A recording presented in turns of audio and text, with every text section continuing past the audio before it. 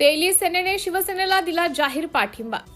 छत्रपती संभाजीनगरमध्ये गणेश पवार यांच्या नेतृत्वाखाली शिवसेनेच्या उमेदवारांना जाहीर पाठिंबा देण्यात आला। यावेळी झालेल्या बैठकीमध्ये पालकमंत्री संजय शिरसाट साहेब, छत्रपती संभाजीनगरचे खासदार संदीपान भुमरे, आमदार प्रदीप जयस्वाल, आमदार सौ संजना जाधव, शिवसेना जिल्हा प्रमुख श्री राजेंद्र जंजाळ आदींची उपस्थिती होती।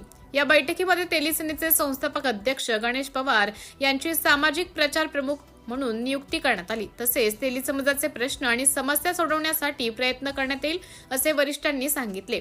गणेश पवार यांच्याकडे तेली समाजाचा जिल्हा प्रमुख समन्वयक म्हणून जबाबदारी देण्यात आली। यावेळी मोठ्या संख्येने कार्यकर्ते, पदाधिकारी व समाज बांधवांची उपस्थिती होती।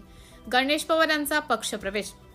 उपमुख्यमंत्री माननीय नामदार श्री एकनाथ शिंदे साहेबांची मुख्य उपस्थितीत गणेश पवार यांचा पक्षप्रवेश होणार आहे। गणेश पवार यांचा परिचय भारतीय जनता पार्टी ओबीसी मोर्चामध्ये शहर जिल्हा सरचिटणीस म्हणून जबाबदारी सांभाळली। वर्तमानपत्राच्या माध्यमातून सातत्याने पक्षाबद्दल पॉझिटिव्ह भूमिका मांडली। एक पत्रकार म्हणून त्यांचा सर्व जात धर्मातील जनतेशी दांगडा संपर्क आहे। तेली सेना स्थापन करून त्यांनी तेली समाजाला संघटित केले। लोकसभा, विधानसभा निवडणुकीत महायुतीच्या उमेदवारांना निवडून आणण्यासाठी प्रयत्न केले। गणेश पवार हे जनाधार असलेले नेते आहेत। गणेश पवार यांनी तब्बल 50,000 किलोमीटरचा प्रवास करून सलग 2 महिने परिश्रम घेऊन छत्रपती संभाजीनगर शहर व ग्रामीण भागात वास्तव्यात असलेले तेली समाज बांधवांच्या घरोघरी जाऊन जनगणना केली। गणेश पवार यांच्या पुढाकारातून अनेक सामाजिक कार्यक्रमांचे यशस्वी आयोजन सातत्याने केले जाते। तेली सेनेचे राज्यभर मजबूत संघटन निर्माण केले। तेली समाजाचा प्रभावी आणि विश्वासू नेता म्हणून समाज बांधवांचं मत आहे।